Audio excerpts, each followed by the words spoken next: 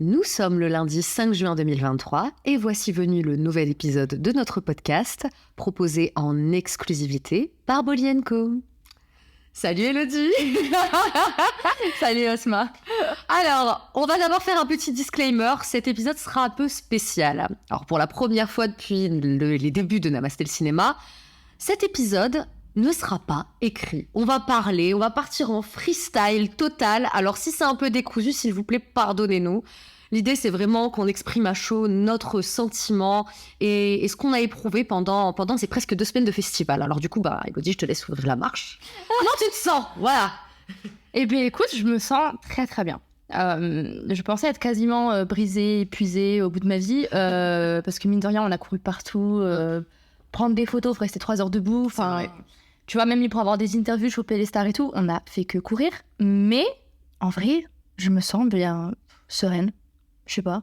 Satisfaite ? Ouais. Franchement, ouais. Franchement, je m'attendais pas à ce qu'on arrive à faire autant de trucs en 2 semaines. Moi, j'étais persuadée, alors te fous pas de ma gueule, mais j'étais persuadée qu'on allait rien pouvoir faire, qu'on n'allait pas pouvoir voir des films, qu'on n'allait pas pouvoir voir des gens. J'avais ramené un bouquin, j'avais ramené ma tablette écrire. J'étais en mode vraiment, on va rien avoir à faire. On va juste aller en vacances en fait. Ouais, et d'où la piscine, parce qu'on a réservé un truc avec une piscine. Je me suis dit, on va aller à la piscine, c'est bon, c'est pas grave. Faut savoir que cette piscine, on n'en a absolument pas profité finalement. Non. On l'a regardée de loin, elle est très jolie, et voilà. Conclusion.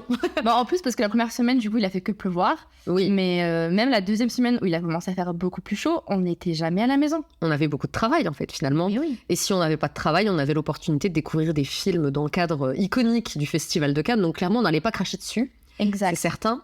Moi, ouais, toi, comment tu te sens ? Moi, alors j'appréhende un peu le retour, puisque, alors, petit disclaimer également, on tourne ça le dernier jour du festival, donc le samedi. Donc je me suis pas encore mangé les 10 heures de route pour le retour. Dieu, ma pauvre. J'avoue ça, j'appréhende un petit peu, mais pour ce qui concerne vraiment le festival, je suis extrêmement contente et extrêmement fière de nous. Parce que, comme tu le disais, en plus, on n'est pas forcément venu avec une préparation particulière. Personnellement, je pensais même pas qu'on aurait l'accréditation, je vais te le dire. Je pensais sincèrement qu'on n'allait pas l'avoir. Et du coup, je me suis absolument pas projetée dans ce festival. Et quand l'accréditation nous a été accordée, alors ça a été une merveilleuse surprise, mais je savais absolument pas à quoi m'attendre. Les quelques partenaires qu'on avait essayé de contacter en amont, ils nous ont vite signifié que, bon, bref... on l'a reçu hyper tard. On a reçu la crède assez tard, donc pour solliciter les partenaires, pour avoir des interviews, c'était un petit peu trop tard, puisque les agendas des stars étaient déjà bouclés. Oui. Donc, on est parti un peu à l'aveuglette, finalement. On s'est dit, tu sais quoi, on le tente, c'est une super opportunité, c'est notre retour sur le terrain, parce que ça fait 3 ans qu'on n'a pas fait de festival. Ouais, c'est vrai. Et personnellement, ça me manquait beaucoup, donc je suis très très contente qu'on fasse notre grand retour sur le terrain avec Cannes, c'est exceptionnel. Et finalement, en fait, nos journaux étaient assez chargés. Et personnellement, mes pieds ont beaucoup souffert, mais c'était pour la bonne cause. C'était pour la bonne cause. Et oui, je suis très, très contente, très fière de nous. Et je suis du coup d'autant plus optimiste pour les éditions à venir. Si on a l'accréditation, je pense qu'on pourra faire du travail encore plus satisfaisant que ce qu'on a réussi à produire cette année. Voilà. Bravo. On s'applaudit, s'il vous plaît, on s'applaudit. C'est magnifique, ça. Merci, franchement. Mais ouais, on a un peu fait les accréditations. En fait, il faut savoir que par le passé, on n'a pas fait de demande, puisque Cannes demandait des cartes de presse. Il demandait à ce que ce soit vraiment des journalistes. Mais on n'est pas journaliste, on rappelle, on a des vies à côté. Bolly & Co, c'est avant tout une passion et on le fait bénévolement. Et c'est un kiff. Et en fait, maintenant, ils autorisent des médias web à venir. Donc, même si on n'a pas de carte de journaliste, de carte de presse, on peut demander. On a fait la demande et je ne sais pas par quel miracle, mais on a été accepté. On a été accepté. À notre grande surprise, d'autant que cette année, je ne sais pas si tu te souviens, on avait vu sur Twitter que beaucoup de gens qui étaient habitués à recevoir des accréditations avaient fait l'objet de refus. Donc, moi, j'avoue que quand j'avais vu ça sur Twitter, je m'étais dit, c'est mort dans le film nous concernant. Et au final, ça a été beaucoup plus heureux pour nous, donc tant mieux.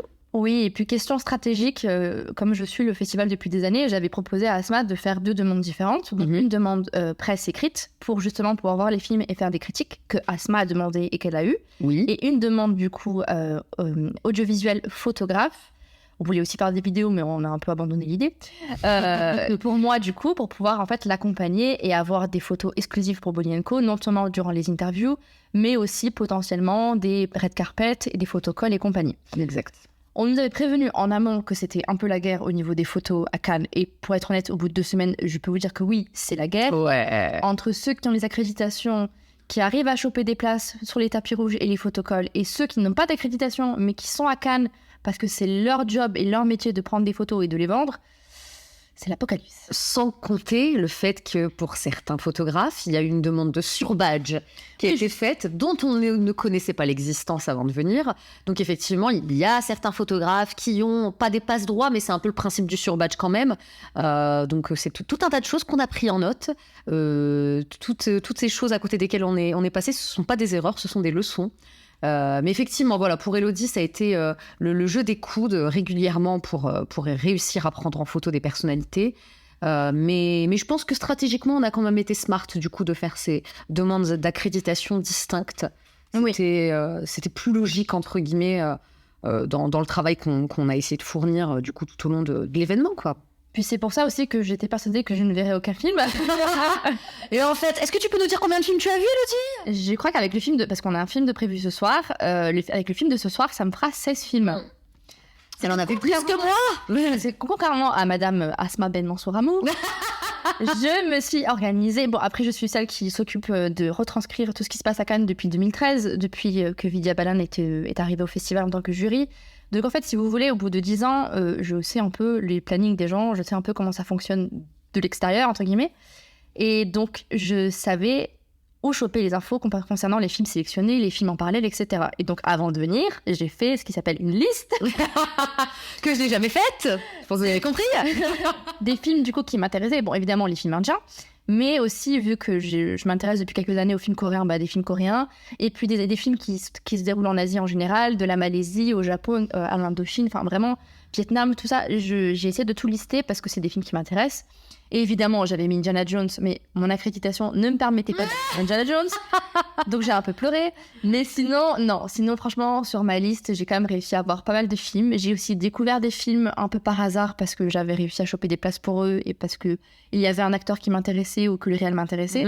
Et franchement, j'ai vu de très, très bonnes choses. Et je sais pas qui aura la Palme d'Or ce soir, mais je croise les doigts pour que ce soit Monster de Koreeda. Voilà, je pense que c'est le favori de tout le monde. En tout cas, c'est sûr que s'ils avaient été en compétition, c'est pas Agra ou Kennedy qui l'auraient eu. Oh non, parce que je pense qu'à ce jour, vous avez vu nos critiques, enfin les critiques d'Asma, du coup, les films. Alors, le pire, c'est que moi, du coup, je n'ai pas réussi à choper des places pour Agra, donc j'ai acheté ma place. Voilà, donc 8 € à la poubelle. Mais non, pas vraiment à la poubelle, puisqu'en fait, je ne sais pas par quel miracle, je me suis retrouvée juste devant l'équipe. J'avais les producteurs derrière moi qu'on avait rencontrés au pavillon indien. Exact. J'avais les acteurs, j'avais Vikramaditya Modvane, j'avais Anurag Kashyap. Donc en gros, j'étais très très bien entourée. J'ai d'ailleurs même dit à Vikramaditya Modvane que j'étais fan. Voilà. J'ai eu mon moment de fangirl. Elle a bien fait. Donc c'est pas 8 € dépensés pour rien. Par contre, ce que je peux vous dire, c'est que les réactions autour de moi... En fait, il y avait 2 réactions. Il y avait la réaction de l'équipe, qui, eux, étaient en train d'applaudir, hyper enthousiaste, qui était à fond, qui était en mode on soutient, c'est trop bien, machin. Et t'avais la réaction des gens qui étaient à côté de moi, qui étaient en mode... Tu vois, ce genre de... On n'en peut plus. On n'en peut plus, ouais, c'est ça, c'est... Ils en pouvaient plus, quoi. Et une des choses dont on voulait parler, bon, on en parlera peut-être après, mais parce que du coup, vous allez vous rendre compte que quand on papote, on divague et on va dans plein de sujets différents. Courage à vous. Mais en fait, il faut savoir que quand un film se termine et qu'on applaudit, et qu'on se lève, en fait, on applaudit l'équipe, on applaudit le fait que les gens soient là, le travail fourni. Voilà, le travail fourni. Mais je peux vous assurer que la plupart des gens dans la salle n'applaudissaient pas parce que le film était bon. Ils étaient c'est pas un gage de voir les équipes. C'est ça en fait. Et ça pour le coup personnellement, ça a été une grande découverte pendant ce festival, c'est que les applaudissements ne sont pas un gage de qualité. Voilà. Il y a juste eu les applaudissements, pardon. Excusez-moi, je suis fatiguée. Les applaudissements sont plutôt une marque de respect et par rapport au travail de l'équipe, à leur présence dans le cadre de ce festival. Et voilà, c'est super, c'est une belle démarche, mais quand on voit la manière dont les médias relayent les applaudissements, ah là là, standing ovation de 3 minutes, non. Non. Justement, si ça a duré 3 minutes, dites-vous que c'était probablement pas très ouf, franchement. Oui, c'est aussi la miscommunication, pardon pour mon anglais. Mais en fait, il y a des trucs que j'ai vus en ligne, comme quoi Agra a eu 7 minutes de standing ovation. C'est pas le cas, c'était pas 7 minutes. On y était, nous. C'était pas le cas. Les gens se sont levés pour prendre des photos des acteurs qui étaient là. Moi, voilà. Je l'ai vu autour de moi. Il y a énormément de personnes qui ont quitté le cinéma pendant la séance parce qu'ils ne pouvaient pas regarder le film. Et Kennedy, puisque Kennedy a diffusé le même jour à la séance de minuit. C'était long. Alors, peut-être que c'était la fatigue, mais je peux vous assurer que les 15-16 personnes qui étaient autour de nous, dont Asma, se sont endormies. Et Asma, je l'ai réveillée parce que sinon... Fallait bien que je l'écrive, cette critique. Donc, je crois que je me suis endormie le temps de 2 minutes, quoi. Mais pour que j'en arrive à m'assoupir devant un film d'Anurag Kashyap, qui est quand même l'un de mes réalisateurs préférés, il y avait des ronflements dans la salle. C'est que vraiment, il se passait quelque chose d'anormal. Mais c'était gênant, il y avait des ronflements dans la salle. Alors oui, à la fin, tout le monde se lève, tout le monde applaudit, tout le monde est content. Mais évidemment, il y avait tous les invités indiens qui étaient présents pour soutenir le film. Ce qui, je pense, constituait une bonne cinquantaine, une centaine de personnes. Et même les invités, les influenceurs qui étaient là, ils étaient invités. C'est eux qui étaient à fond. Le reste, clair. Ils se sont levés pour prendre une photo ou applaudir l'équipe d'avoir fait ce travail-là. Parce que voilà, c'est pas mauvais au point de dire que c'est un mauvais travail, mais le film en soi... C'était très décevant, surtout pour du Kashyap. Ah oui. Surtout pour du Kashyap.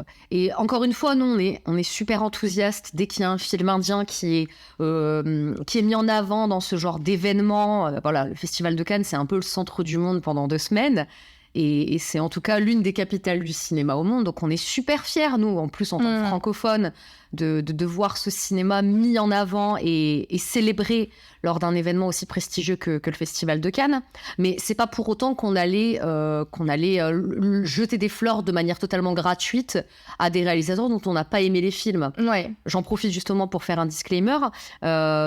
Si les films avaient été bons, on aurait été ravis, mais ravis de mettre des super notes, de faire des critiques dithyrambiques.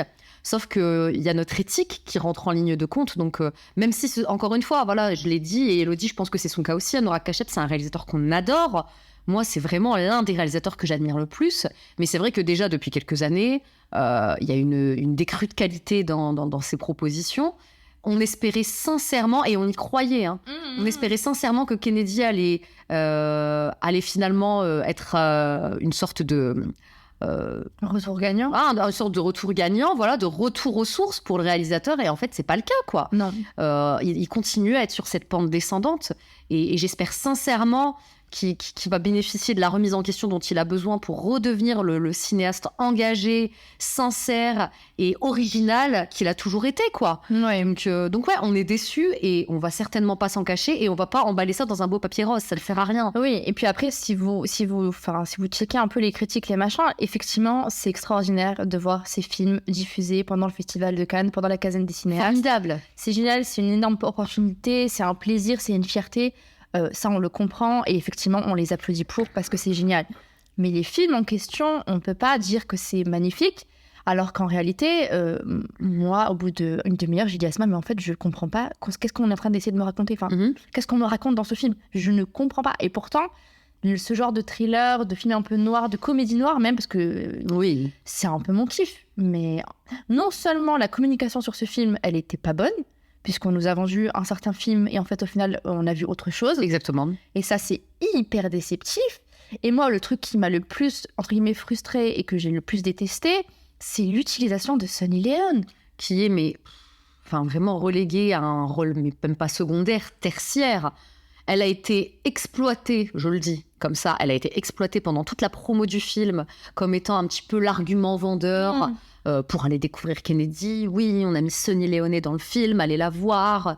Elle fait son Ciao Pantin, c'est l'occasion de la découvrir dans un rôle sérieux, etc. Et honnêtement, nous, on était hypés de ouf. On avait vraiment envie de la découvrir dans ce film. Et on était tellement enthousiastes. Et quand on se rend compte qu'en fait, elle joue un énième rôle d'accessoire, parce qu'elle a un rôle accessoire, de jolie plante, c'est excessivement décevant et c'est même assez révoltant quand même parce que elle a vraiment été l'argument de poids exploité par l'équipe du film pour promouvoir Kennedy, quoi. Mais le pire, c'est qu'elle est extraordinaire. Elle est très bien. Il y a des moments où moi, elle m'a fait rire, des moments où j'ai trouvé que elle était hyper vulnérable, hyper sensible. Elle joue très bien. Et en fait, c'est d'autant plus frustrant de voir qu'elle n'est pas exploitée genre davantage et qu'on n'ait pas plus de Charlie dans Kennedy. C'est ça. Que Kennedy et encore que tout le reste qui est autour de Kennedy qui est pas ouf, quoi. Et c'est pas la seule, en fait, des personnages qui n'apparaissent que genre de manière un peu transitoire et on se dit mais pourquoi, quoi. Ça, c'est dépourvu de sens pour moi et c'est l'un des points qui a généré mon immense déception en fait à la sortie, au sortir du visionnage, quoi. Ah ouais. Donc et pour autant voilà le casting, même s'il est très mal exploité, il fait très bien le taf. Raoul Bat est formidable en Kennedy, mais quel regard. Il doit jouer un personnage auquel on ne comprend rien, donc à un moment donné il peut pas faire de miracle non plus. Oui. Mais voilà, on a été très déçus par ce qu'on a vu, surtout en comparaison avec ce qu'on nous a vendu. Donc forcément, voilà, c'est peut-être des fois mieux de n'avoir aucune attente, mais là c'était impossible de n'avoir aucune attente. Quand tu sais qu'un réalisateur comme Kashiap va être diffusé au Palais des Festivals, en plus, au Théâtre Lumière, t'as forcément des attentes, même si elles sont minimes. Donc oui, on espérait mieux. En tout cas, on espérait un bon film, mais ça n'a pas été le cas. Moi, j'espère juste que avec cette surutilisation de Sani, elle aura des rôles plus intéressants. J'espère qu'elle va péter dans d'autres projets qui vont vraiment la mettre en valeur. Ouais.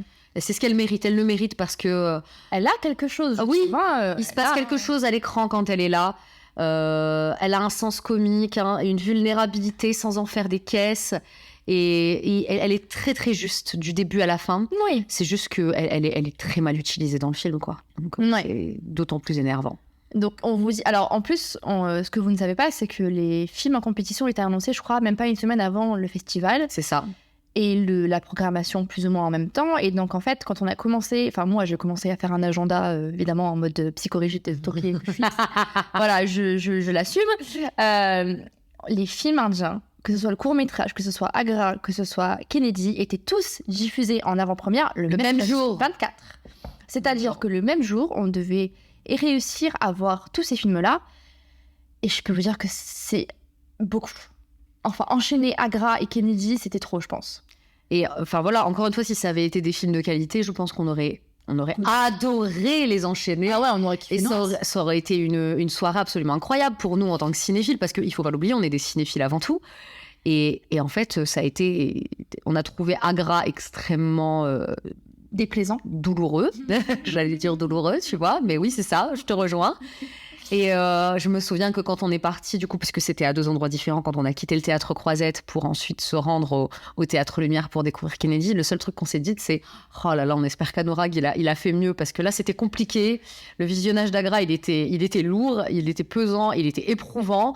Donc, on a envie de quelque chose en tout cas, qui va nous réjouir davantage, quoi. Et ça n'a pas été le cas, malheureusement. Donc oui, ça a été une très longue soirée et très décevante, parce que c'est des films forcément qu'on attendait et dont on espérait beaucoup. Donc voilà, quoi. Mais ça fait aussi partie du jeu. Quand on vient en festival, on découvre des choses. Il y a des choses qui nous plaisent, d'autres qui nous plaisent moins.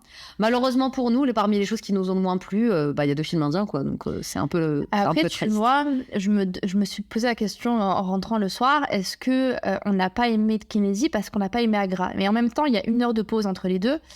Et même si on était en mode, Kennedy, ça devrait être mieux. Kennedy était effectivement mieux qu'Agra. Ça, sur le coup, on peut pas enlever ça.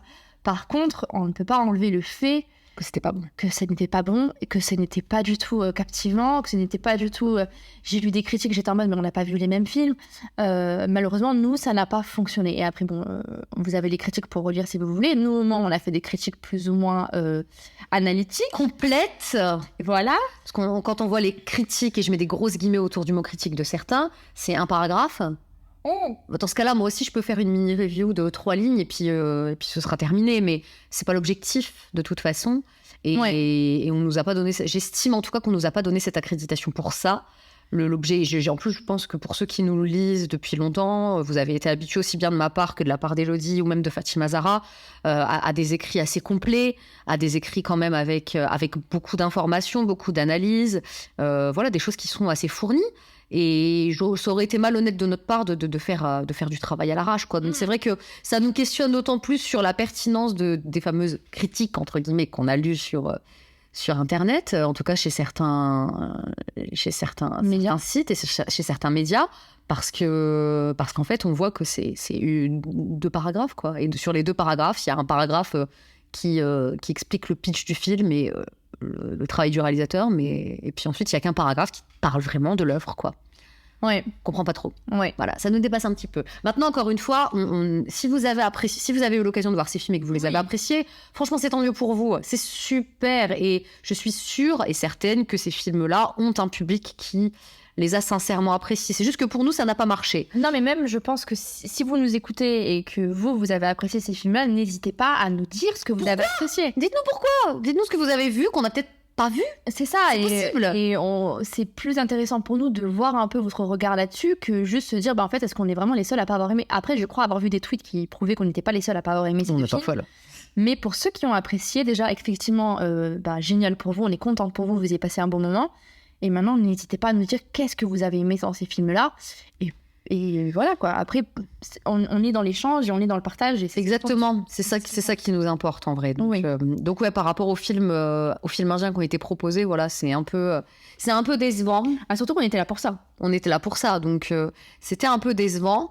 Ce qui n'a rien enlevé à notre enthousiasme et à notre joie d'être là et de voir Anurag Kashyap et de voir ces équipes indiennes représentées, portées aux nues. C'est formidable et ça reste une fierté même pour nous en tant que fans de cinéma indien depuis très longtemps maintenant.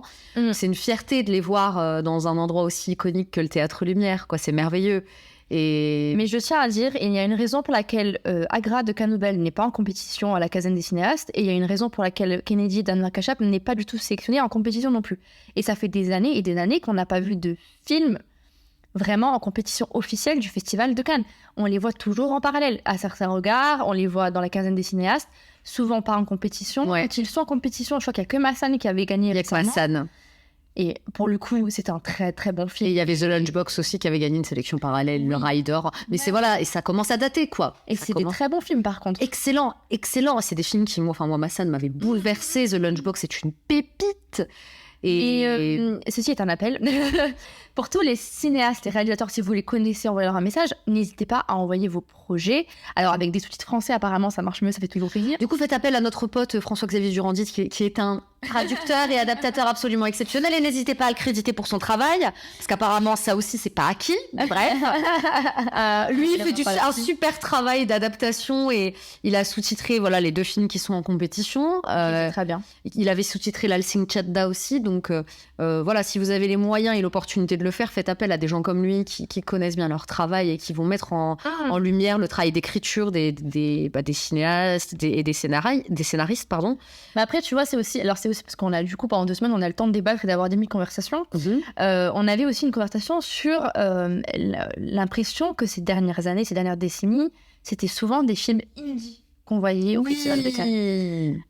On sait, depuis l'ascension de RRR, qu'il y a des films régionaux, même avant, c'est pareil, mais et compagnie, mais on sait qu'il y a des films régionaux qui sont très très bons et qui méritent très très très bien de se retrouver sélectionnés au Festival de Cannes. Exactement.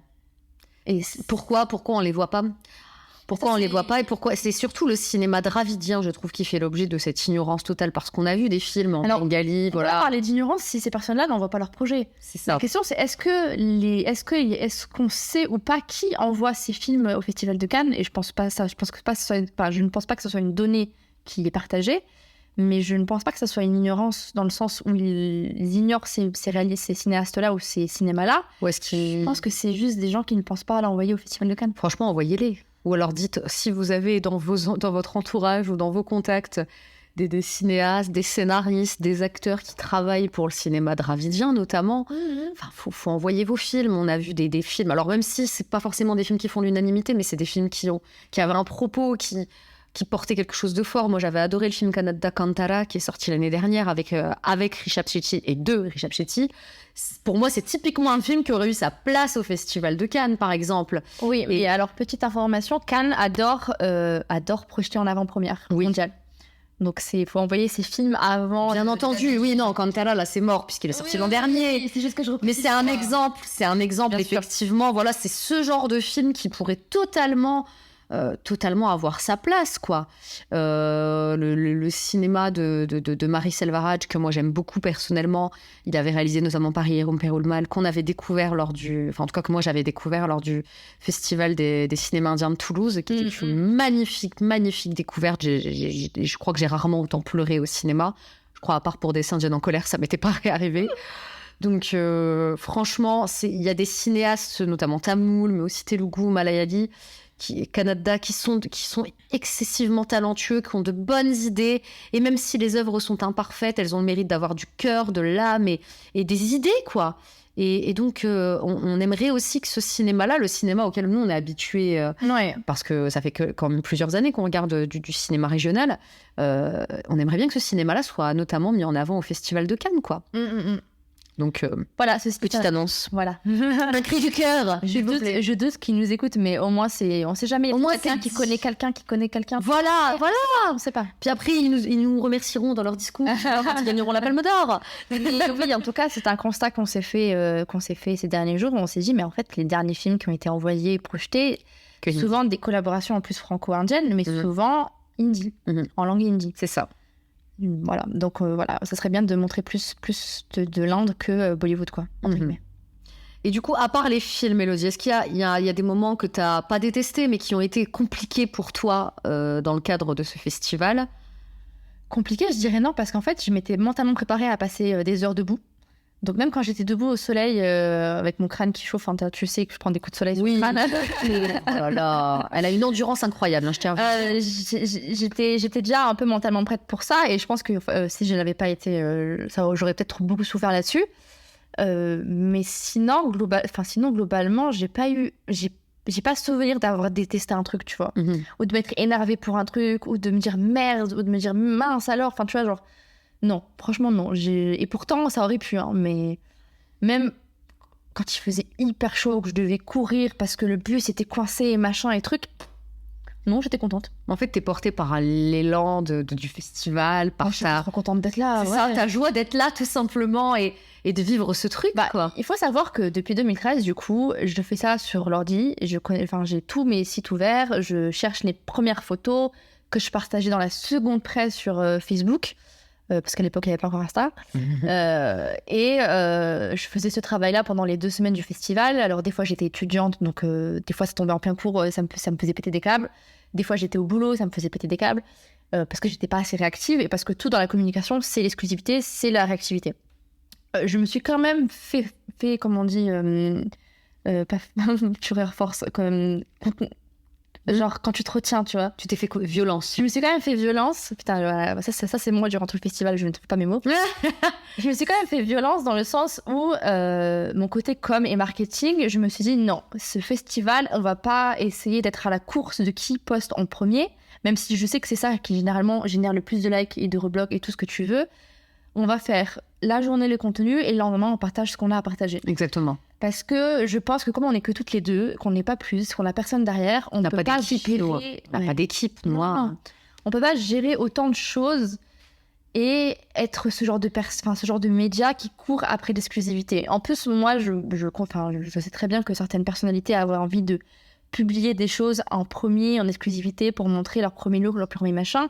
Je voulais pas non plus gâcher ça en tant que pseudo-paparazzi, tu vois. Donc il y a ce truc-là où je me suis fait violence quand même, parce que des fois ça me démange, et je pense que tu l'as vu hier avec Anouchka, ça me démangeait de pas dire qu'elle était là, que j'avais vu son look en premier et tout machin, parce que c'est l'habitude que j'avais en couvrant le festival. Donc il y a ce truc-là, et il y a ce truc où, oh putain, je ne suis plus devant mon ordi à espionner le Martinez ou le tapis rouge, je suis devant le tapis rouge, je suis devant le Martinez. Et c'est moi qui fais les photos qu'on partage, et c'est pas des photos que je trouve sur Getty Images, parce que tout est sur Getty Images. Et je laisse du coup la place aux professionnels de vendre leurs photos, etc. Moi, je le fais pour le kiff. Et en fait, ça, c'est quand même extraordinaire. Et juste ça a fait que durant tout le festival, j'étais bien, en fait. Oui. J'étais bien. Même au pavillon indien, d'avoir des photos du pavillon indien durant les conférences et tout. C'était cool. C'était cool, parce qu'il faut savoir qu'il n'y a que depuis 2 ans à peu près qu'ils partagent de bonnes photos de ce qui se passe au pavillon. Par le passé, il n'y avait rien. Il n'y avait que dalle. Il n'y avait que les photos prises par potentiellement un fan qui s'est incrusté, ou par la star et son équipe. C'était vraiment sommaire à une époque. Il n'y avait rien, on ne savait pas ce qui se passait au pavillon, on n'avait aucune information. On savait pas où c'était d'ailleurs. Hein, quand Là, on est arrivé. Oui, d'ailleurs, on s'est perdu et tout. On savait pas où c'était. Hein, Le village international était quand même hyper grand. Il y a tellement de pays qui sont représentés. Et le truc qu'on n'a pas fait d'ailleurs, qu'on regrette peut-être toi et moi, c'est de pas avoir un peu visité les autres pavillons, les autres pays, tu vois. Mais en tout cas, franchement, j'étais tellement contente de prendre mes photos et d'être là en tant que photographe que le reste, je m'en fiche un peu, tu vois. Les pieds, les ampoules, tout ça, bon, ça allait. Et est-ce qu'il y a des trucs que tu avais projetés qui ne se sont pas passés comme prévu, ou au contraire, tu as été agréablement surprise que tout roule finalement comme dans ton imaginaire?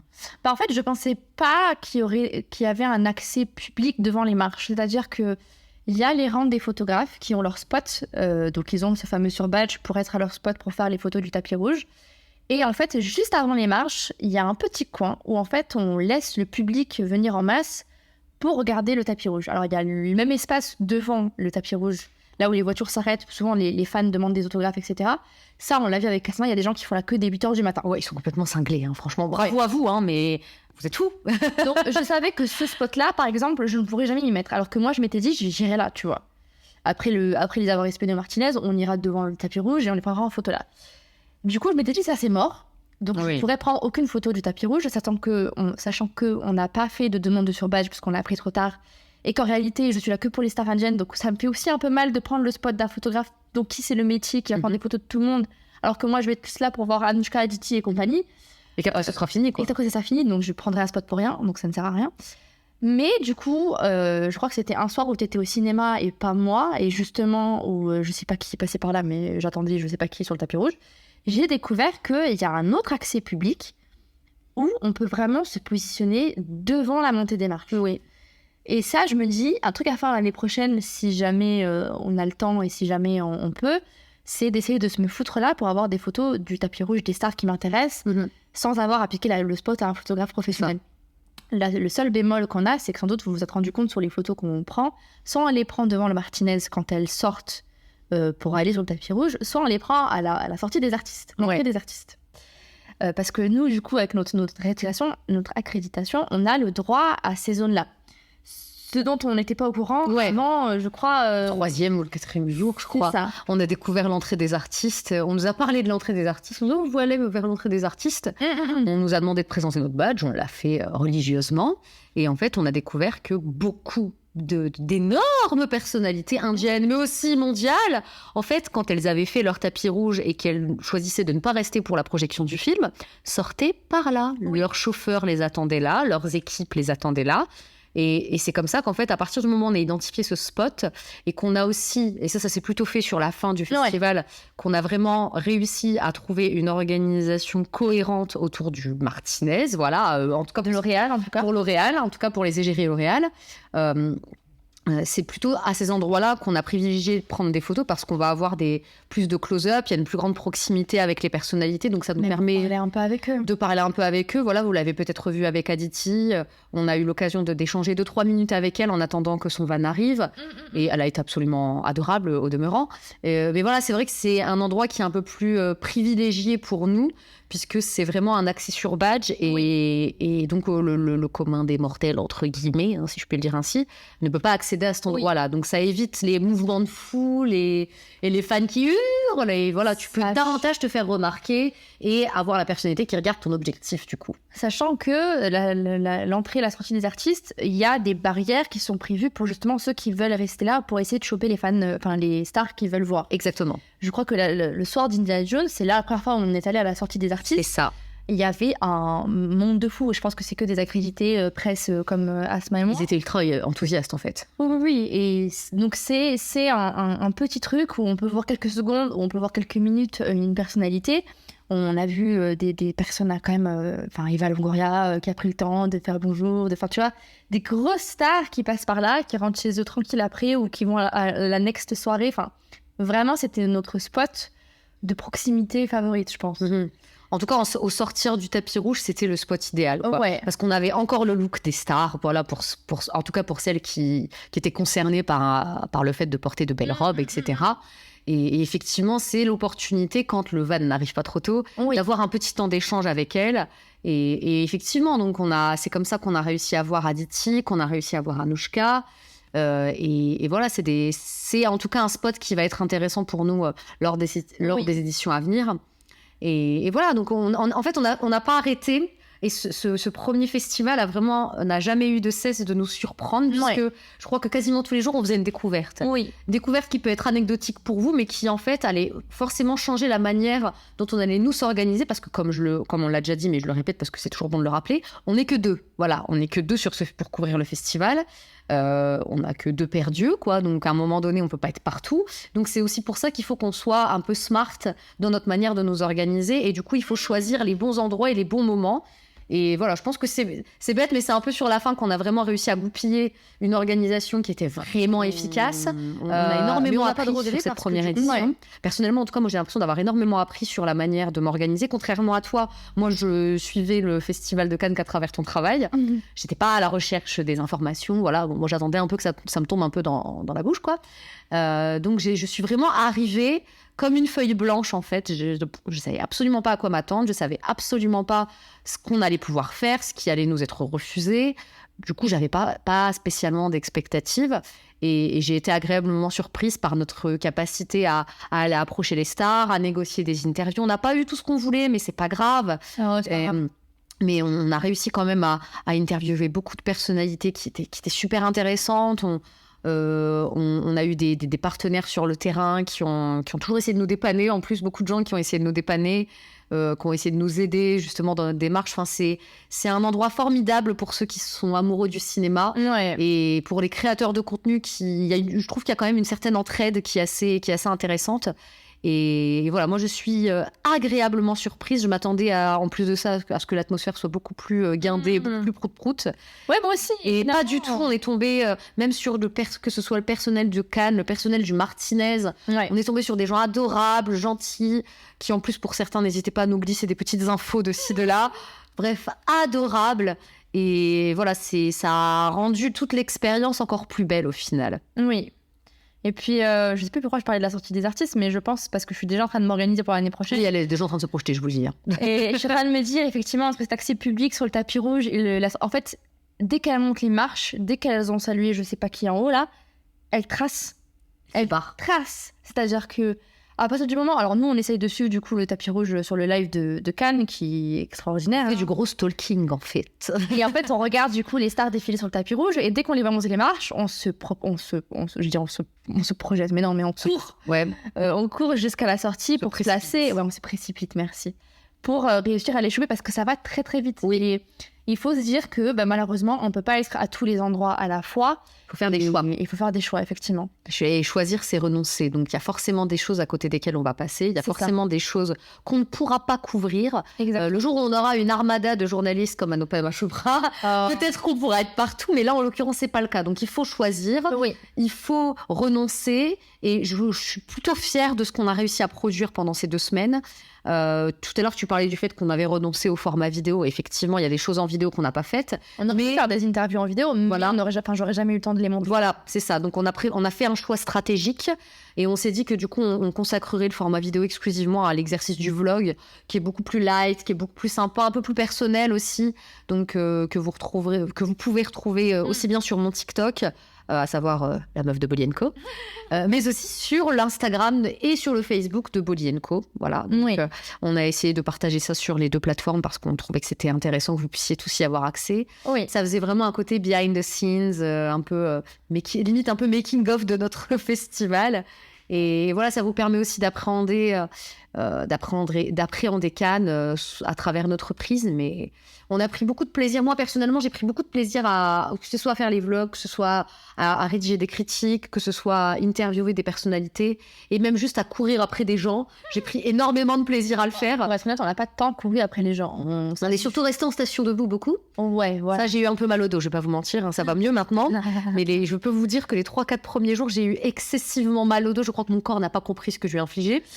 Mais c'est pas grave, c'est pour la bonne cause. Et ça me frustrait presque en fait d'avoir mal, parce que je me disais mais ma motivation elle est là, j'ai envie d'être pleine d'énergie, de faire le pied de grue pendant 6 heures devant le Martinez, mais mon corps me disait arrête meuf, calme-toi, tu vois.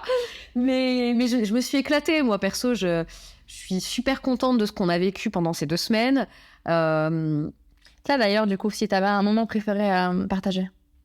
Je trouve que c'est la bonne transition. Ouais, c'est une bonne transition, ouais, effectivement, t'as raison. Vas-y, let's go. Alors, il y a plein de moments que j'ai adorés. J'ai adoré voir Aditi. J'ai adoré monter les marches pour aller voir Kennedy, même si j'avais très mal aux pieds, mais c'était très spécial de gravir ces marches, là où il y a plein d'acteurs et d'actrices que j'admire qui ont foulé cet endroit, et de me dire que j'y étais, quoi. Ça, c'était ouf quand même. Oui, il faut préciser que du coup, la séance de Kennedy qui était à minuit, c'était au Théâtre Lumière, qu'on a monté les marches. Oui. Alors, on n'était apparemment pas obligé d'être bien sapé et tout. Mais on s'est bien sapé, du coup. On a quand même fait l'effort pour... on a mis des talons. Pour le plaisir, quoi. Voilà, mes pieds s'en souviennent. C'était malheureusement un jour où toutes les deux, on s'était quand même fait mal aux pieds les jours d'avant, quoi. Oui. Donc, c'était douloureux. On a souffert, ouais. Mais l'expérience de monter les marches était très cool. Et j'étais trop contente de le faire avec toi, d'ailleurs. C'était génial. C'était trop mignonne. Voilà. Mais je crois que mon moment préféré, c'est tout ce qui est associé à Pandaline, en fait. Pandaline, pour ceux qui nous suivent un petit peu, c'est un réalisateur indien qu'on avait déjà rencontré en 2017 lors d'un festival parisien qui s'appelle le Paris Image Trade Show. Et cette année-là était consacrée à l'Inde. Et Pandaline avait été convié pour présenter son film Déesse indienne en colère, qu'on n'avait pas vu à l'époque et qu'on a découvert à cette occasion-là. On avait à la base 20 minutes d'interview qui se sont transformées en presque 2 heures d'échanges et de discussions entre amoureux du cinéma. Il nous a parlé de son art, il nous a parlé de son enfance, de sa vie. Ça a été un moment d'échange assez incroyable. Et on a vu le film le soir même, et je pense avoir rarement autant pleuré devant un film. C'est Déesse indienne en colère est une pépite. Allez le voir, s'il vous plaît. Et voilà, Pandaline était présent cette année parce que déjà, Cannes est aussi un marché. On a tendance à l'oublier, mais c'est aussi un grand marché du film. Ouais. Beaucoup de cinéastes du monde entier viennent à Cannes pour vendre leurs films, pour trouver des financements, des distributeurs, des coproducteurs, pour défendre leurs projets. Du coup, Naline expliquait qu'il était déjà venu à plusieurs reprises à Cannes pour vendre ses projets. Et il était aussi à Cannes pour la projection exclusive à laquelle on a été conviés très gentiment de Last Film Show, qui était shortlisté aux Oscars pour représenter l'Inde et qui est un bijou de petit film. Alors tous ceux qui ont râlé parce que Triple R n'a pas été choisi, j'ai envie de vous dire, voyez Last Film Show et on en reparle après. Parce que franchement, même si j'adore Triple R, je trouve que Last Film Show était un choix très pertinent pour les Oscars et avait totalement sa place. Donc, il aurait eu totalement sa place, d'ailleurs, dans la liste des nommés définitifs. Mais en tout cas, c'est un très beau film. Et voilà, on a eu le privilège d'interviewer une deuxième fois Pandaline. C'était des belles retrouvailles, en fait, finalement. On était content de se retrouver. Il s'est souvenu de nous, il nous a fait un câlin. On a parlé de film. Et c'est un mec passionné, généreux. Enfin, humainement, en plus, je trouve que c'est quelqu'un d'incroyable. Donc, j'étais tellement contente de le retrouver. Et je lui souhaite plein de réussite et plein de bonheur dans son art. C'est un artiste merveilleux, il le mérite. Donc, ouais, je pense que mon souvenir préféré, ça reste ça. Ça reste de l'avoir retrouvé et d'avoir pu partager ces jolis moments avec lui. Donc, si vous ne connaissez pas le cinéma de Pandaline, s'il vous plaît, intéressez-vous-y parce que ça vaut le coup. Et toi, Élodie, du coup, est-ce que tu as un meilleur souvenir ou des meilleurs souvenirs ? Bah déjà, je suis trop contente d'avoir fait toutes mes photos. Oui. Et l'appareil photo est génial. Et on remercie d'ailleurs Alida, donc la grande sœur d'Élodie, et Manda, la meilleure amie d'Élodie, qui nous ont prêté le matos nécessaire pour faire ces jolis clichés. Mais alors, oui, il faut savoir que du coup, j'ai pris l'appareil photo de ma sœur que avec son mari et ses amis, on lui a offert pour son anniversaire. Donc voilà, j'estime que j'ai un peu le droit de... c'est un peu le sien quand même. Mais malheureusement, en fait, son appareil est un peu pété, c'est-à-dire que j'ai plus accès au menu, je peux pas aller supprimer des trucs. Enfin, tout le côté vraiment logistique ne marche pas dedans. Tout le côté administratif et tout, ça marche pas. Donc, je ne peux que prendre des clichés et ensuite espérer en rentrant que les clichés sont bons. Mais bon, évidemment, j'ai réussi quand même à prendre des photos assez chouettes. Et en fait, l'une de mes meilleures amies, Manda, qui m'a prêté son objectif, puisqu'il allait très bien avec l'appareil photo que j'avais, c'est ce qui m'a permis de faire des énormes zooms pour faire la paparazzi et espionner les gens. C'était génial. Un peu partout. Et ça me servait de télescope du Martinez pour repérer les stars. J'étais en mode, c'est Aditi là-bas, je sais que c'est elle. Je me demandais comment il pouvait avoir une aussi bonne vue en portant des lunettes depuis toujours. En fait, j'ai compris après que c'était grâce à cet objectif qu'elle avait une vision de très loin. Oui, merci à eux pour l'appareil. Je sais très bien que je vais finir par en acheter un, mais peut-être pas tout de suite. Donc déjà ça c'est chouette. Et oui, enfin moi j'avais comme objectif de faire des belles photos parce que j'étais frustrée toutes ces années de pas pouvoir avoir des photos, plus de photos en fait des célébrités indiennes. C'est-à-dire que Aishwarya Rai et Deepika, elles ont fini par avoir une notoriété internationale qui faisait que les photographes les bombardaient de photos. Donc j'avais pas de problème pour elles, mais pour toutes les autres personnalités qui venaient à Cannes, c'était beaucoup plus compliqué. C'était la galère. Et là, en fait, l'idée de se dire qu'on va pouvoir prendre des clichés nous-mêmes et ramener nous-mêmes des photos exclusives que personne d'autre a et qui n'appartiennent qu'à nous et qu'on va pouvoir vous les faire partager à vous, ça, c'était mon objectif majeur et franchement, je pense que j'ai très bien réussi. Oui, t'as géré. Je vais pas dire que j'ai des grosses chevilles, mais là, quand même... Non, franchement, t'as assuré en ayant un appareil qui est pas non plus à la pointe. Voilà, qui est un peu pété et tout. Les photos sont magnifiques, surtout que pour certaines, en plus, on n'est pas dans le cadre d'un photoshoot comme ça a pu être le cas avec Sarah Ali Khan, où elle a posé pour nous. Oui. Et d'ailleurs, c'était Vijay aussi a posé pour nous. Et c'était merveilleux, hein. Mais il y a beaucoup de très jolies photos qui sont en fait des captures d'instant finalement. Et je trouve que t'as assuré, quoi. Donc c'est très prometteur pour la suite. Après, il faut savoir aussi que je ne suis pas photographe. Je suis pas... C'est ce qu'elle essaye de nous faire croire. Non, j'ai pas fait de formation. Je travaille juste dans la com et je suis graphiste et je suis web designer, donc j'ai des notions. Mais je ne suis pas photographe professionnel. Je fais ce que je considère être bien. Et en fait, ce que vous ne savez pas, c'est que des fois, j'avais des 300, 400, 500 photos. Je le ressentais. J'ai des trucs qui étaient flous, des trucs qui étaient mal cadrés, des trucs où c'était pas bon. Et en fait, il fallait... C'est pour ça qu'on prend autant de photos on prend autant de photos quand on fait une session photo. Parce qu'on sait très bien qu'il va y en avoir beaucoup des mauvaises pour quelques-unes de bien. Il va falloir faire du tri là-dedans. Et mine de rien, je reste quand même une fan à la base. Donc il y a des fois où j'étais devant les célébrités, où j'étais un peu en mode « Ah mon Dieu, ils sont là !» Elle était starstruck, comme dirait l'autre. Donc forcément, ça joue quand même. Mais je trouve que relativement, j'ai quand même réussi à couvrir le festival de bout en bout avec de très bons clichés. Et ça, pour le coup, c'était mon objectif numéro 1 et je suis très contente. Maintenant... Un moment que j'ai préféré, je saurais pas te dire exactement, puisque de toute façon j'étais tellement, on peut dire complètement high durant tout le festival. T'es on fire sous le long. J'étais tellement contente. Son moment préféré, c'est le festival de Cannes, voilà. J'étais tellement contente de bout en bout que c'est un peu difficile de dire ah mais là où j'étais plus contente que d'habitude. Bien sûr. Mais il y a un moment que je pense que je me souviendrai. Enfin, j'étais en train de courir, je pense, pour aller à une séance de cinéma, pour un film coréen d'ailleurs. Oui. Et je pense à Ali Fazal et Risha Chedda qu'on a vu Ali Fazal la veille. C'est ça. Et qui nous a dit pourquoi ma femme est là, puis qui nous avait dit ma femme est là, quoi, effectivement. Oui. Mais qu'on n'avait pas vu Risha du coup, et je pensais à eux en me disant putain, s'il faut, je vais les croiser et tout. Et au moment où je pense ça, en sueur, en train de courir comme une malade, je tombe.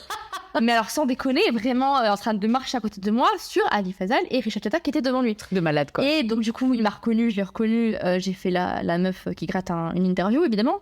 Tout en lui expliquant que j'étais en train de courir pour aller voir un film coréen parce qu'il me disait qu'il voulait aussi aller voir des films et qu'ils espéraient avoir quelque chose. J'ai refourgué mes cartes de visite, évidemment. Et Risha, adorable, qui m'a appelée déjà par mon prénom, qui a dit Elodie avec un accent mais magnifique, qui était assez surprise à l'idée qu'on veuille les interviewer tous les deux et qui m'a dit écoutez, je vais essayer de vous rappeler à midi le lendemain. Et j'aurais dit franchement, si vous pouvez essayer, il n'y a pas de souci, on va se débrouiller, machin. Et j'étais tellement surexcitée que j'étais tellement contente et tout. Et après, je me suis dit, putain, alors en plus, ils m'ont croisée à un moment donné où je devais être dégueulasse. Mais vraiment, j'avais faisait tellement chaud. Je sentais que j'étais en train de suer de tous les côtés. Je sentais en plus que mon anglais il était parti dans tous les sens. Je sais même pas s'ils m'ont compris et tout. Que j'étais en mode, de toute façon, même s'ils appellent pas, parce que forcément, ils sont là que quelques jours, ils étaient là en tant que producteurs par rapport à leur film et tout.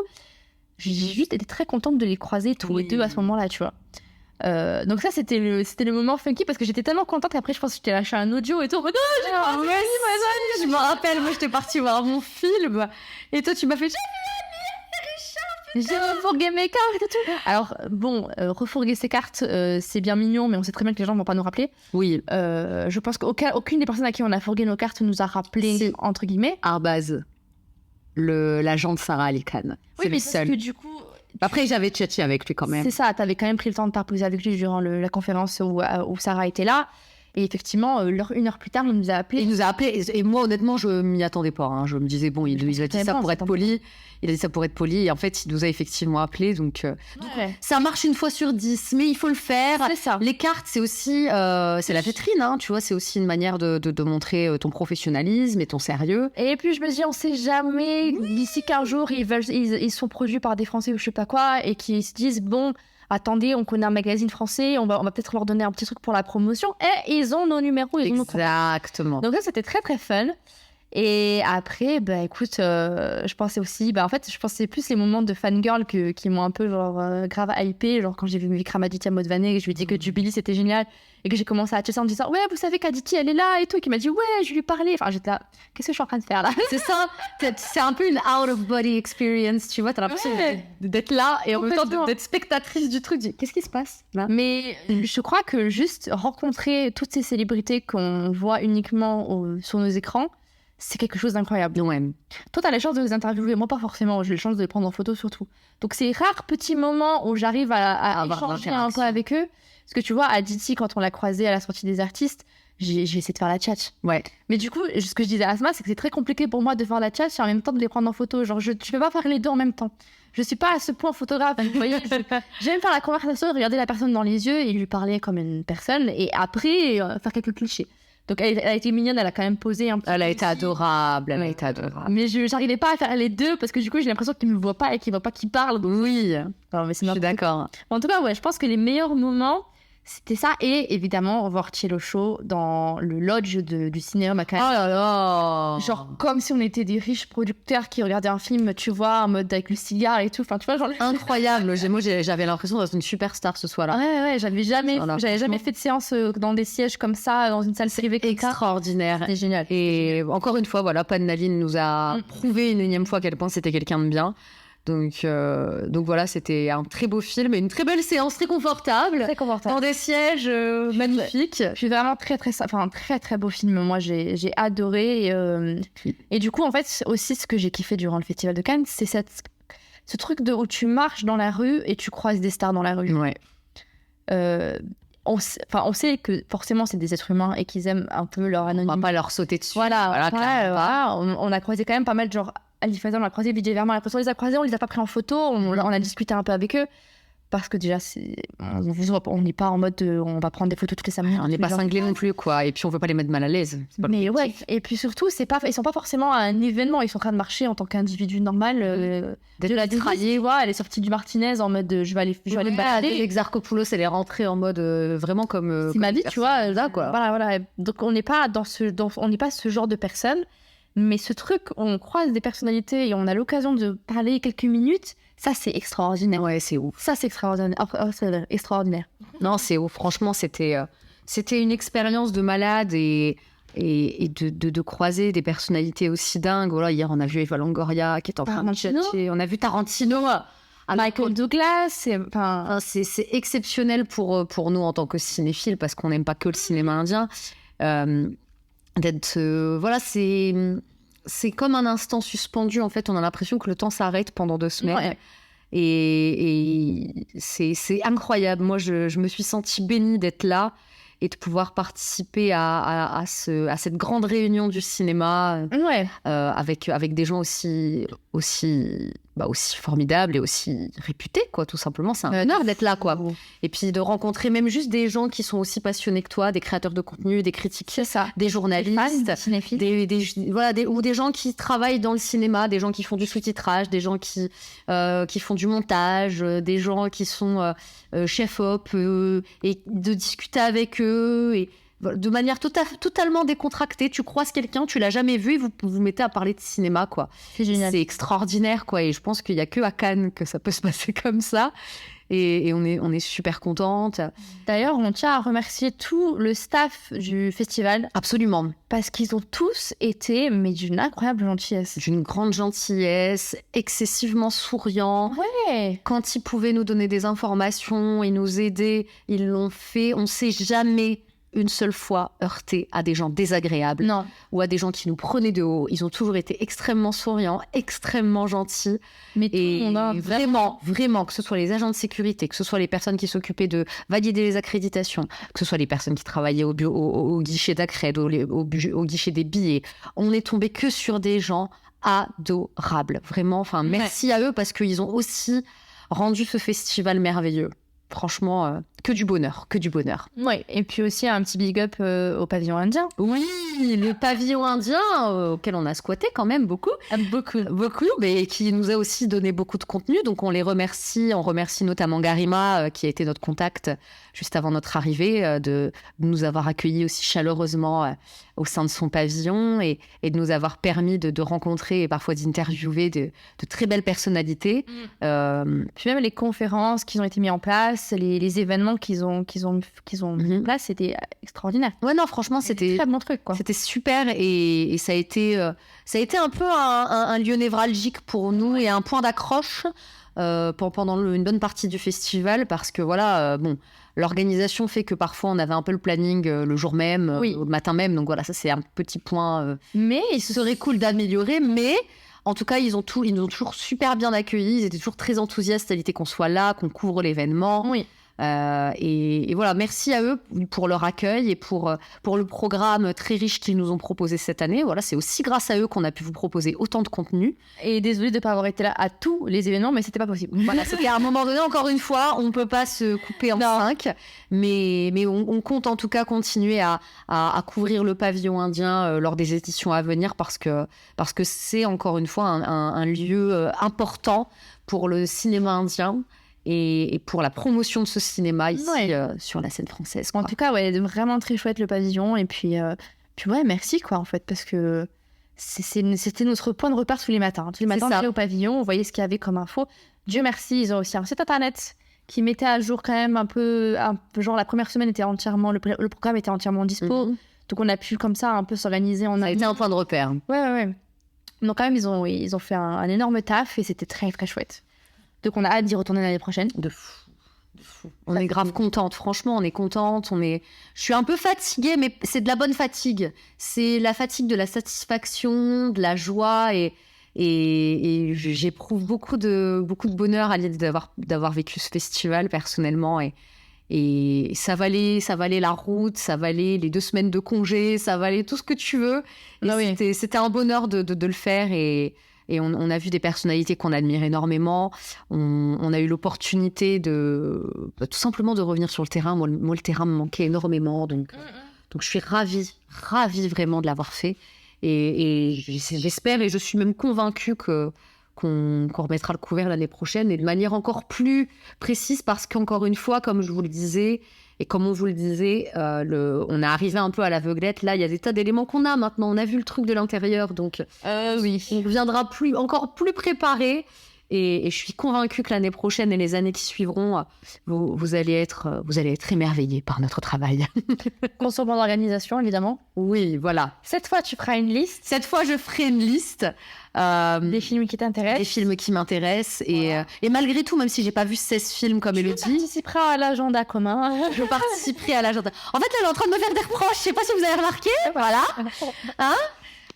Mais effectivement, oui, je pense que je préparerai cette venue beaucoup plus que je ne l'ai fait cette année. Je m'attendais à rien en venant ici. Je pense que voilà, les années à venir, je m'attendrai forcément à des tas de choses, donc ça se préparera d'autant plus, quoi. Mais c'était beaucoup de plaisir, beaucoup de joie, beaucoup de films sympathiques et parfois de très beaux films aussi. Tiens, du coup, c'est quoi ton film préféré parmi les sections que tu as vues et c'est quoi le film que tu as détesté? Alors, celui que j'ai préféré, c'est délicat parce que j'en ai 2 qui me viennent à l'esprit. Je suis quand même tentée de dire Vincent doit mourir avec Karim Leclaux et Vima Laponce, qui est un film français, qui est un film de genre français. Je suis pas forcément le public adéquat pour ce genre de film parce que moi, tous les trucs post-apocalyptiques où des gens meurent ou des gens s'entretuent comme des zombies, c'est pas forcément le genre de film vers lesquels je vais aller, pardon. Mais j'ai adoré le parti pris du réalisateur, j'ai adoré le travail de Karim Leclaux, qui est un acteur que j'aime beaucoup. Regardez ses films, il est formidable. Et c'était couillu, c'était audacieux, et c'était parfois aussi très drôle. Et ça se regarde très bien. J'avais le livre des solutions aussi en tête, de Michel Gondry, avec un Pierre Ninet impérial. J'ai juste été déçue par la fin, on va dire, par les 15 dernières minutes, qui tombent un peu à plat pour moi. Donc c'est pour ça que je partirai sur Vincent doit mourir. Et le pire? Gras. On va pas tirer sur l'ambulance à un moment donné, ça sert à rien. Même moi, je le mets dans les petits films. Voilà, non, c'est le pire film que j'ai vu, vraiment. Et parce que... Il n'y a rien pour sauver, en fait, les meubles, tu vois. Genre, vraiment, quand j'y repense... C'est le casting, et même le casting, en fait, se débat pour faire exister un film qui ne raconte rien. Le casting, il fait tellement bien le job. Que ce soit Mohit Agarwal, dont c'est, je crois, le premier rôle, ou en tout cas l'un des premiers rôles, Priyanka Bose, enfin, tout le monde est très bien, hein, mais le film ne raconte rien. Donc voilà, tout simplement. Tout simplement, oui. Et toi, ce que tu as préféré, est-ce que tu n'as... Parce que voilà, le truc que tu as le plus détesté. Alors, le truc que j'ai le plus préféré, c'est évidemment Monsters de Koreeda. Voilà, c'était un suspense insoutenable, il est brisé.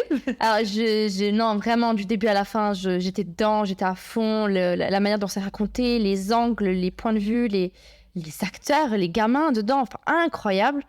Et ensuite, si je repense à un autre film que j'ai quand même assez bien aimé, je pense à Sleep, qui est un film coréen dont je n'ai pas réussi à retrouver le nom du réalisateur comme ça de mémoire, qui était présenté à la quinzaine des cinéastes. Et il était c'était un peu un jeu sur les films d'horreur et la terreur nocturne et le somnambulisme. Et c'est comment ça peut fuck up un couple. Et c'est extrêmement bien foutu. Et il me semble que le réal était un assistant d'un énorme réal. Et je crois que l'énorme réal en question, c'était le réal de Parasite. Voilà. Je ne suis pas sûre de mon information, parce que j'ai du mal avec les noms des gens. Je ne suis pas un dictionnaire ambulant comme Madame Asma Ben Mansour Hamid. Mais franchement, c'est un très très bon premier film pour le coup. Et je pense j'ai vu de très très bons premiers films. Il y avait beaucoup de premiers films cette année. Ouais. Très encourageant pour les films. Et je crois que j'ai pas quasiment vu ça, mais genre j'ai vu How to Have Sex qui est un premier film. J'ai vu Hopeless qui est un premier film. C'est des trucs, tu te dis, le niveau comparé à Anurag et Kanobel qui font soit le deuxième film pour Kanobel ou soit l'énième film pour Anurag, je t'ai dit, mais comment c'est possible que leur proposition soit aussi décevante et, désolée, mais nulle? Pour moi, il y a une forme de paresse. Il y a une forme de paresse. Il y a une forme de paresse pour moi. C'est pas possible autrement. En tout cas, ouais. De toute façon, moi, j'ai un listing sur Sens Critique. Si jamais vous voulez retrouver mes notes et les films que j'ai vus, vous pouvez les retrouver là. Juste un peu peut-être déçu de ne pas avoir pu voir Tiger Strap, qui est un film de Malaisie, parce qu'en plus il a remporté un prix et c'était un film un peu coming of age, un peu particulier qui me donnait très envie, mais qu'on a dû annuler parce qu'il y avait en même temps l'inauguration du pavillon indien, donc on n'a pas pu le voir. Voilà, encore une fois, c'est ce qu'on vous disait. Il a fallu qu'on fasse des choix, malheureusement. Mais c'est le jeu aussi. Il se passe plein de choses à Cannes. Il y a la sélection officielle, il y a les sélections parallèles, il y a un certain regard, il y a la quinzaine, il y a la Cinef, donc avec les courts-métrages. Enfin, il se passe plein de choses. Il y a le village international, donc avec les différents pavillons. Il y a le marché du film. Il y a des projections au marché du film aussi. Il y a le marché du film, donc il y a des projections. On a eu l'occasion du coup de découvrir le film de notre ami Logan, qui est un réalisateur franco-tamoul. Donc Sociogenesis, qui a vraiment l'air d'être le pilote d'une série, donc on a vraiment hâte de voir la suite. Une saison sur Prime Video. Une saison sur Prime Video, voilà, la messe est dite, on lui a déjà dit tout ça. Et effectivement, donc, il nous a dit que des projections sur Paris étaient prévues. Le film est encore en post-prod, donc on n'a pas vu le truc fini. Il y a encore des petites choses, mais déjà en l'état, il y a des choses qui sont prometteuses. Ça va dans tous les sens, c'est un peu particulier, mais je suis très curieuse de voir ce qui se passe dans le cerveau de Logan, qui est un ami en plus, donc et très fière pour lui, très fière qu'il soit allé au bout de ce projet. Donc voilà. Mais quand même, ça fait 1 heure qu'on papote, hein. Et oui, on est des pipelettes. Voilà pourquoi les épisodes de Namasté le cinéma sont écrits à l'avance, parce que sinon on pourrait passer des heures et des heures à vous parler. Et je pense que vous en auriez marre à la fin. Vraiment. N'importe quoi. Bon, alors on va peut-être conclure, je pense, parce qu'on a beaucoup parlé. Du coup, en tout cas, voilà, si vous voulez voir tout ce qu'on a vécu durant le festival, vous avez les vlogs qui sont sur TikTok et Instagram. Effectivement. Si vous voulez des retours de notes des films qu'on a vus, vous avez Mon Sens Critique. Si vous voulez voir les critiques des films qu'on a vus, c'est sur bolyenco.fr. Si vous voulez voir les photos, je crois que je les ai publiées sur Facebook et sur Instagram. Exactement. Qu'est-ce que j'oublie ? Je crois que c'est tout. Je crois que tu n'oublies rien. Voilà, c'est complet. On adore quand c'est complet comme ça et que c'est concis. Bravo, Élodie. Et moi, je vais juste conclure sur un petit remerciement à Elodie parce que parce que j'étais pas du tout convaincue par le fait de faire cette fameuse demande d'accréditation. J'étais convaincue qu'on l'aurait pas. Elle m'a un peu poussée au cul, il faut le dire, et elle a très bien fait parce que Le 1er février, j'étais en mode Asma, attention. et j'ai pris un peu mon temps, je vais pas vous mentir. Elle a fait ça le 15. Et oui, bon. Elle a mis mes nerfs à vif. Voilà, j'avoue tout. Mais voilà, ça valait le coup et c'était une très belle expérience. Donc je voulais te remercier de nous, voilà, qu'on se soit accompagnés sur ces 2 semaines. Et j'ai envie de dire, Alors oui, miracle. À bientôt. On a passé 2 semaines ensemble. Oui. Ça faisait très longtemps qu'on n'avait pas passé 2 semaines ensemble. Enfin, autant de temps ensemble. est-ce qu'on a envie de s'entretuer? Oui. Non, elle ment. C'est pas vrai, c'est pas vrai. On a eu la chance de trouver un logement qui est génial, avec des autres qui sont géniaux, et on a la chance de pas s'être tapé dessus une seule fois. Je pense qu'on a des personnalités qui sont assez complémentaires en fait. C'était Ouais. déjà le cas sur nos autres festivals. Mais c'est vrai que 2 semaines, ça peut être long. Hein. 2 semaines, ça peut être long, on partage quand même le même lit. C'est vrai. Mon mari va être jaloux. Mais dans le sens où on pourrait en avoir marre, et surtout que je pense que ce qui a aussi aidé, c'est qu'à des moments, on a chacune eu son temps. Toi, t'étais au cinéma, moi j'étais dehors, ou moi j'étais au cinéma, toi t'étais dehors. Et On s'est pas imposé d'être systématiquement ensemble en permanence. Quand Elodie avait envie d'aller voir un film et que moi j'avais envie d'aller en voir un autre, on n'avait aucun problème à chacune prendre notre chemin. Oui. Et c'était pas parce qu'on en avait marre l'une de l'autre, mais c'est parce que justement on respectait aussi le fait qu'on avait envie de vivre notre festival.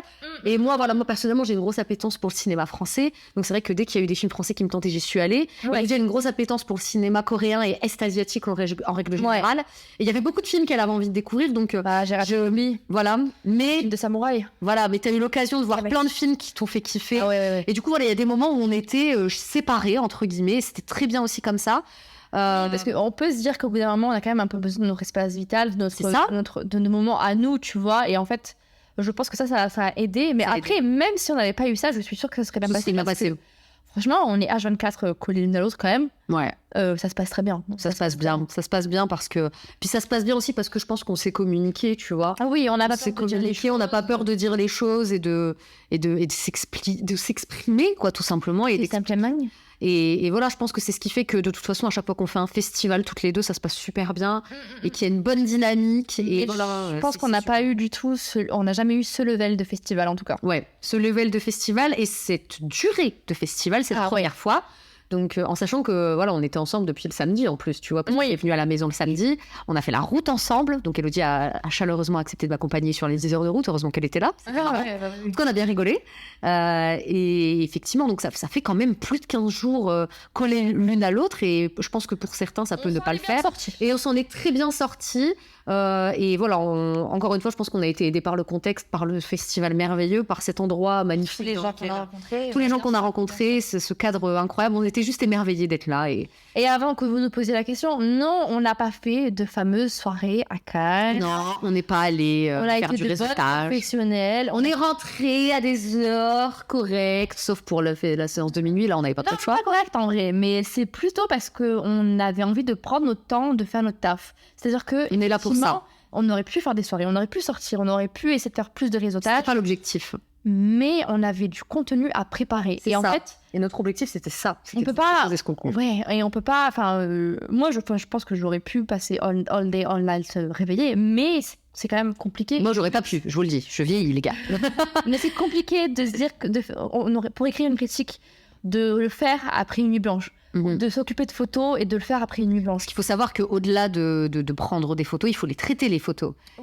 Voilà, et c'est un travail qui prend énormément de temps. Et moi, je l'ai vu, parce que moi, je ne me rendais pas compte, hein, je vous le dis. Donc, j'ai vu Elodie à l'œuvre tous les soirs. Elle pensait que j'allais me tourner les pouces. Non, c'est pas ce que j'ai dit, mais je ne me rendais pas compte que c'était aussi chronophage, en fait, le traitement des photos. Moi, je pensais je pensais naïvement, et voilà, c'est peut-être très con de ma part, mais je pensais naïvement que c'était l'affaire de 20 minutes de boulot. Et en fait, non, il y a entre le tri des photos, le traitement, des fois, il y a un travail aussi de recentrage. Enfin, c'est énorme et ça prend un temps fou. Et en fait, je me rends compte que même en faisant les critiques, en faisant les vlogs, j'arrivais à dormir avant elle, quoi.